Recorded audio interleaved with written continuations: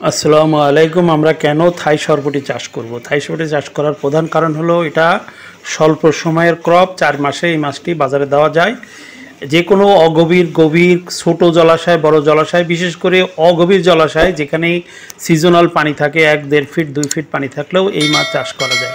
সবচেয়ে বড় বিষয় হলো এই মাছ খুবই সাধারণ খাবার খেয়ে, যেমন খুদিপানা, শুধু অটোকোড়া, মিহি কোড়া, গমের ভুসি, ভুট্টা চূর্ণ বা ধান চূর্ণ এই জাতীয় খাবার খেয়ে এই মাছটা খুব দ্রুত বড় হয় এবং এই মাছটা খুবই সুস্বাদু এবং এই মাছটা বাজারের দামও খুব ভালো।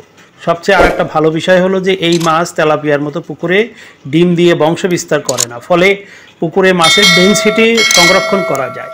এই জন্যে যারা ছোট জলাশয় আছে যাদের, এবং যারা আপনার হলো মাছ চাষে কম খরচের ক্ষমতা রাখে, মানে ইনভেস্টমেন্ট ক্যাপাসিটি কম আছে, তারা এই মাছটা সহজেই চাষ করতে পারেন এবং লাভবান হতে পারেন। ধন্যবাদ যারা শুনলেন।